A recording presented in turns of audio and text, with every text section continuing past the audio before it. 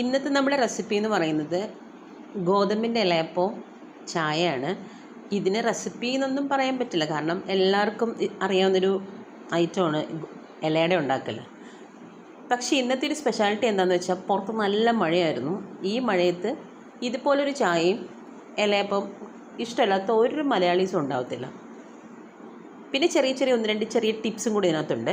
അപ്പം നമുക്ക് വീഡിയോ കണ്ടിട്ട് ഫസ്റ്റ് ഇലയുടെ ഉണ്ടാക്കാനായിട്ട് ഞാനിവിടെ വാഴയിലയാണ് യൂസ് ചെയ്തേക്കുന്നത്. വാഴയില നന്നായിട്ട് കഴുകി വൃത്തിയാക്കി അതൊന്ന് നന്നായിട്ട് വാട്ടിയെടുത്തിട്ട് ചെറിയ പീസുകളാക്കി കട്ട് ചെയ്ത് വെക്കുന്നു.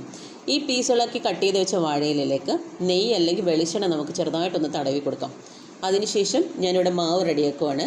ഗോതമ്പ് പൊടിയാണ് എടുത്തേക്കുന്നത്. ഗോതമ്പ് പൊടി, ഉപ്പ്, ഇത്തിരി പഞ്ചസാര, ഏലക്കപ്പൊടി, വെള്ളം, ഇതെല്ലാം കൂടെ നന്നായിട്ട് കുഴച്ച് നമ്മുടെ ചപ്പാത്തിയും കട്ടി ഇത്തിരി കൂടെ ലൂസ് പരുവത്തിലാക്കി മാവ് സെറ്റ് ചെയ്ത് ഈ നിരത്തി വെച്ചിരിക്കുന്ന ഇലയിലേക്ക് ഓരോരോ ചെറിയ ബൗളുകളായിട്ട് വെച്ച് കൊടുക്കാം.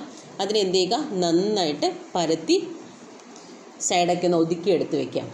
അതിനുശേഷം നമുക്കിതിന് കൂട്ട് റെഡിയാക്കാം. കൂട്ട് റെഡിയാക്കാനായിട്ട് നമ്മൾ തേങ്ങയൊക്കെ തിരികെ കൊണ്ടുവന്നു. ഒരു ചട്ടി അടുപ്പത്ത് വയ്ക്കാം. ഇത്തിരി വെള്ളം ഒഴിച്ച് കൊടുക്കുക. ഇതിലേക്ക് ശർക്കര ഇട്ട് കൊടുക്കുക. ശർക്കര ഒന്ന് മെൽട്ടായി വരുന്ന സമയത്ത് ഞാനിവിടെ നാടൻ ഏത്തപ്പഴമാണ് എടുത്തേക്കുന്നത്. നാടൻ പറയാൻ റീസൺ നമ്മുടെ വീട്ടിൽ തന്നെ പിടിച്ചതാണ്.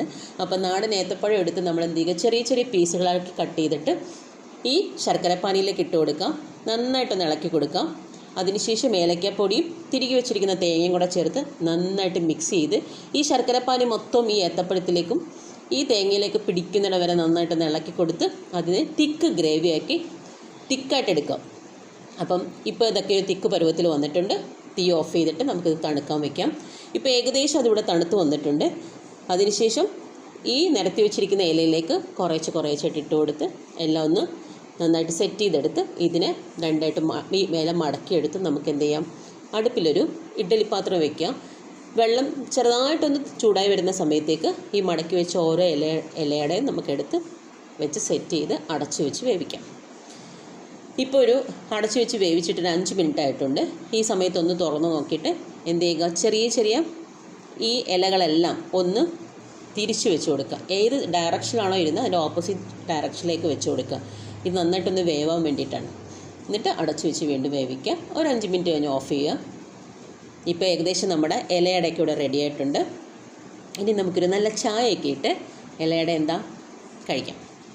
അപ്പം ഈ മഴയത്ത് ഇതുപോലെ നിങ്ങൾക്ക് ഇഷ്ടപ്പെടുന്ന ഈവനിങ് സ്നാക്സ് ഉണ്ടെങ്കിൽ, ചായയോടെ നിങ്ങൾക്ക് കഴിക്കാൻ ഇഷ്ടപ്പെടുന്ന ഈവനിങ് സ്നാക്സ് ഏതാണെന്ന് വെച്ചാൽ താഴെ കമൻറ്റ് ചെയ്യുക. എൻ്റെ വീഡിയോ ഇഷ്ടപ്പെട്ടാൽ മാക്സിമം സപ്പോർട്ട് ചെയ്യുക. പുതിയൊരു വീഡിയോ ആയിട്ട് വരുന്നത് വരെ എല്ലാവർക്കും ബൈ.